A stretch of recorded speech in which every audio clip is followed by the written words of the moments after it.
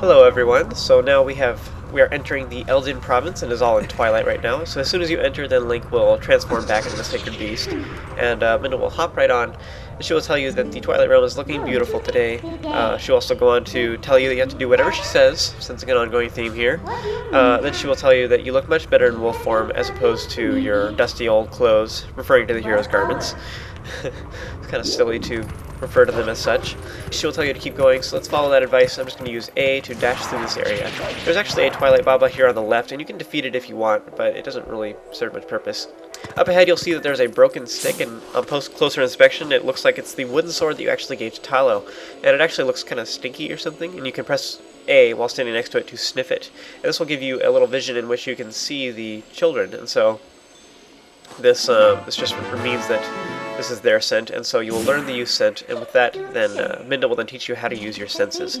So she just basically says that now that you're a wolf, you can press left and right on the D-pad, and you'll be able to see what you're smelling.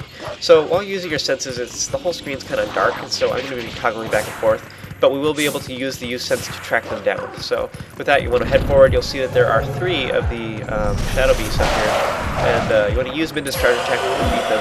That one was actually in the middle of trying to smack me as I was through the air, so I got hit. Once you've defeated all 3 of them, then we will actually gain the portal for this area. So with that, it will show a short cinema that showcases the Gorge, actually, and you'll see that the bridge that takes you across it is actually missing. Oh no! So Minda will start complaining about it and tell you what a pain it is that it's missing. But then she will then go on to explain how the portals work. So you'll notice that we've been defeating these shadow beasts thus far, and after you defeat them, then they turn blue. And this means that the portals are now under your control, and you can then use them to warp around. We haven't actually had a chance to warp thus far, but now we're actually going to be able to do that. So you'll see on your map, she tells you to get your map out, so you want to press 1 on the Wii controller. And then she tells you that she actually saw the bridge and it was back in the woods. And I actually mentioned it as we were passing by it back in Chapter 3, I believe, after we had cleared the Faron province of Twilight. Now we want to head back to the North Faron Woods, and Minda actually tells you to go there. And then you'll see that the bridge is off on the right. So she will then confirm that and say, yes, see, indeed, it is right there. So now you can head over to the right, and there's actually some grass here. If you are hurt at all, you can smack it up and get some recovery hearts. So I'm going to do that here in a moment. Now after that, you want to use Minda. You want to stand next to the bridge here, press up on the D-pad, and you can talk to Minda. You want to use her to warp the bridge back to Kakariko Gorge, and then it'll fit right in place. So with that, that will conclude this part, and so now we have completed this puzzle. And there will be several more of these little warping puzzles throughout the game, and I think the deal is just that Zant, the big bad guy, he's just trying to impede your progress throughout the game. But he can only warp things to other warp locations, just as Minda can only warp you to other warp locations. She can't warp you to anywhere, she has to warp you to those specific places. So it works the same way for Zant. So even though he warps these things to all over the place, he's warping them only to other warp locations. So they're actually not that hard to find. And you can actually, even if you don't know where they are, you can use the process of elimination to find them later on. So anyways, now we will appear back in Kakariko Gorge, and the bridge will snap right into place because this is where it belongs. It'll fit really snugly. It actually kind of scares me. I wouldn't really want to walk on that if it were me. I don't know. Just in case it slips loose. Kind of be lame. So once you appear, then Minda will harass you and tell you that, isn't the Twilight Realm awesome, because you have all these powers and stuff.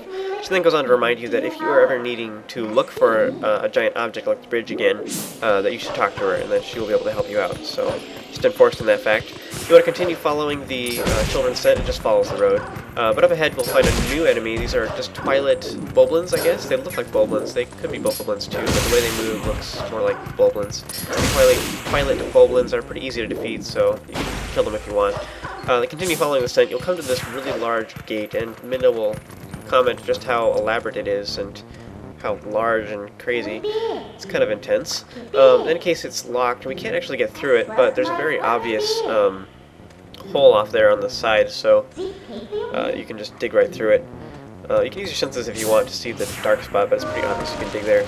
On the other side, there's some more Twilight Boblins. You can defeat them if you want, but there's also some shiny spots here on the ground. You can dig them up to get some recovery hearts if you get hurt at all. with that, you want to head on through the next area. This will actually lead us to Kakariko Village. You haven't yet to be here yet, but Kakariko Village is an area that is returning from previous Zelda titles, such as A Link to the Past and Ocarina of Time. This is Kakariko Village once again, and as usual, it's kind of near the base of Death Mountain, so we'll be going up Death Mountain here in just a moment, actually. Straight up ahead there are some more of those shadow beasts that are right in front of the spring of Eldin, so we'll actually have to defeat these guys before we can enter the spring. So once again, there's one that's kind of far away. You want to defeat that one first, then head over and defeat the other two. They should be really easy for you. Once they're all defeated, then the portal will then change to blue, and we'll have control of this area as well. So we'll be able to teleport to Kakariko Village. Kakariko Village is, it's kind of the center for a lot of our adventures, so we'll actually be returning here very often. So it's really good that we actually have a teleport, a warp location here. Anyways, so then the light spirit will then call out to you, so you want to just enter the spring itself and go talk to the spirit of light, Eldin. So he's, once again, he's broken up, whatever, so he talks all slowly and everything, and lots of periods, whatever, to indicate pauses in his speech. But he will, once again, say basically the same thing that Pharaoh told you before, just that, he is the spirit of light, and he asks you to gather his tears and put them in the vessel of light. These things kind of look like fish eggs, they're kind of translucent and round, I don't know. So Eldin will ask you to do this. He says that there are lots of insects of darkness that are throughout the village, and also all the way up on Death Mountain as well. So you will use your map to mark all the areas where the insects are once again, so you can find all of the shadow insects. So he also says to be careful because now the darkness haunts you. So now we're going to head back to the village, and we're actually going to get the insects here in a little bit, but first there's one more thing we need to do. So on our way to get the insects here, you want to head over to this building on the left, and you'll see that through the window you can see some spirits, so you can use your senses to actually listen to this one that is standing in the window, and this guy is muttering to himself about how he shouldn't have to take care of these brats, quote-unquote, and he says he should go and save himself. If you head over to this tree over on the side, though, you can use Minda to jump up on top of the roof. And up here there's like a wooden chunk or whatever, and you can fall into the roof and get into the building. Once inside, you'll see there's more spirits in here, so you want to use your senses, and you'll see that there's actually all the children here. They managed to find their way to get into this shrine. Now in here there are several new characters. The large guy with the braids, his name is Renato, and he is the village shaman. He acts kind of like the spiritual leader of this area, and he's a nice guy. He knows a lot about healing and stuff. The person sitting next to him is his daughter. Her name is Luda. I think she looks a lot like a boy. There's not really much to say about her. And the final character in here, his name is Barnes. His name actually has an E on the end of it, Barnes. But I believe it's pronounced Barnes because, I think of like Barnes & Noble, that bookstore. Barnes, he owns a shop here, a bomb shop, so we'll be purchasing bombs from him at a later time, because bombs are very useful, and they're kind of renowned in the Zelda series. There's pretty much one in every game as far as I know. Barnes is being very pessimistic, and he's talking about how there's monsters outside, and they actually killed the lady who owns the general store in this village, and so they tried to all help her and everything, but then she just totally got slaughtered. And this is pretty dark for a Zelda game. Usually, characters don't just die like that, or they kind of just vaguely mention it, but they don't actually have these kind of scary moments where, I don't know, he's scared himself, so he's taking it out on everybody else and making the kids panic. Meanwhile, Renato is trying to keep the peace, I guess. So Barnes goes on to harass Renato and ask him if there's any other way to get out of here. And so Renato mentions that there's a cellar that you can open up by lighting all of the candles in the room. How odd. Why would all the candles lit kind of release the cellar? In any case, he tries to light this little, jar thing down on the floor, and then Luda will then go on to say that she saw some insects that are down in the cellar. So Barnes obviously panics and doesn't want to go down there.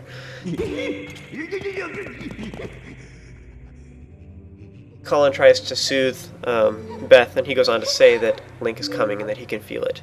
So this is interesting. Everybody else kind of gets surprised or gets filled with hope. It's kind of interesting, except for Barnes, of course, and Tallow, of course, doesn't seem very convinced either.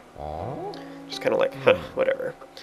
Link was here to witness it all, and you will then regain control of Link, but Minda will quickly mention just how, you're going to be here to help them and everything, but then they'll never see you, so you're kind of the hero that never is appreciated properly and everything. You're chosen by the gods and everything, and yet you can't even be appreciated for your work. She goes on to say that you're the type to kind of worry about everybody, but she encourages you not to worry about Princess Zelda because, you know, after all, she got herself in this mess. So that just kind of goes to show what Midna thinks of Princess Zelda. She ends her little statements by saying, you know, what's up with all these candles and everything to open up the cellar. So she's just reminding you that that's what Renato said to get into the cellar. So you can pick up the stick that Barnes dropped and everything. You can pick it up and drop it with A. So you want to light each end with the jar that is low to the ground, thankfully, and you'll be able to run along the room and light all the candles to open up the cellar. At this point, you can actually use your senses, and you can hear Renato, and he's like, what the heck, why did the cellar open up all on its own? I wonder if they can actually see the stick floating around. In any case, you want to drop down into the cellar and join me for the next video, and we will tackle all of the insects in the village.